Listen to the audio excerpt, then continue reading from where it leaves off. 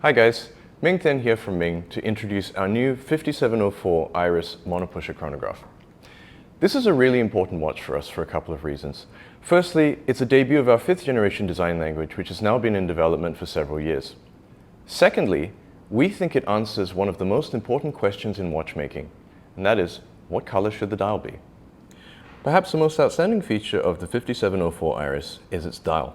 This was achieved by developing a new multiphasic coating that basically allows the dial to transition from a sort of greenish pinkish salmon tone through to magenta, through purple, through blues, through deep purple, and back out the other end of the spectrum again.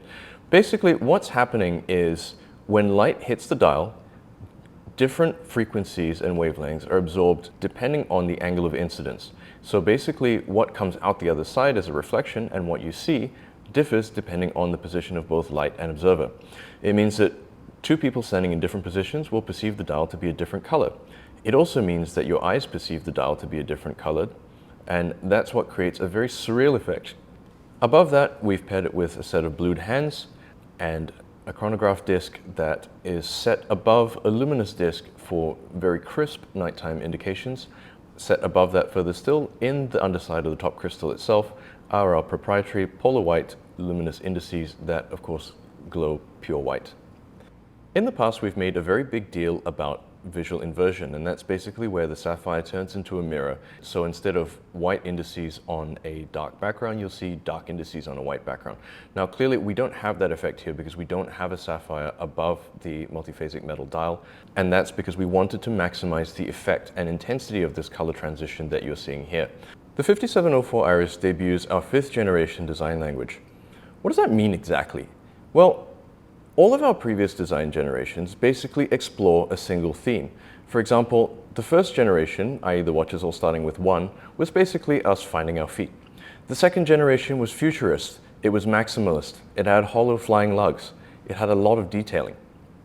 The third generation went back to simplicity, sculpturality, and a sort of very monoblock form. There's no 4th generation because nobody's going to buy a watch with a 4 in it. The 5th generation is a neo-futurist take on Art Deco.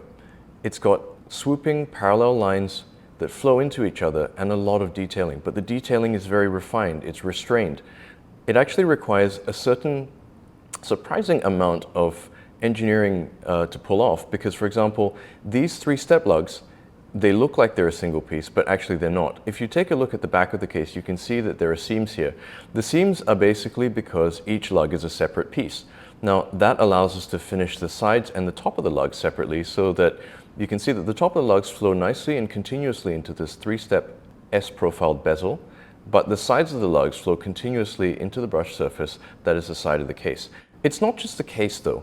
We've actually moved on to make the dial echo those lines as well. So for instance, the fins, the radial symmetry, and even the color shift a little bit, we think echoes the whole overall theme of the watch and case a little bit better. One thing that we've been asked for a lot is a larger case. Personally, I've always fought off the design of that against trying to balance it with something that's wearable for all wrist sizes. The multi-step lug design allows us to do that a little bit better. So basically, we retain 20mm lugs, but this case is 40mm in diameter and wears like a 38-39.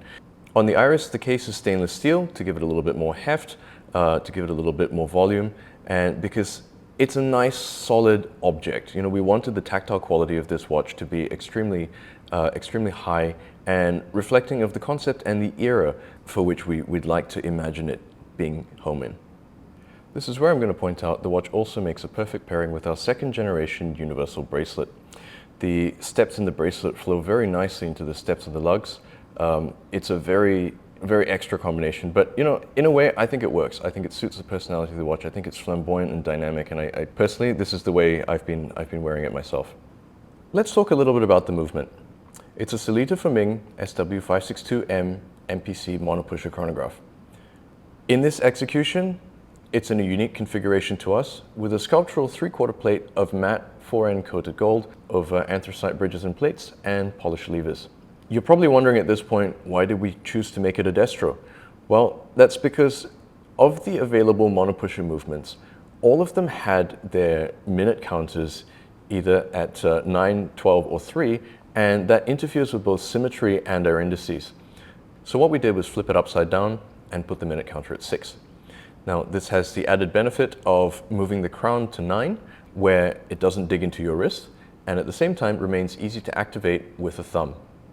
One push to start, one push to stop, and a final push to reset. Well, there you have it, guys. The new 5704 Iris from Ming, available now, and for more information, visit us at ming.watch or go see one of our partners. Thank you very much.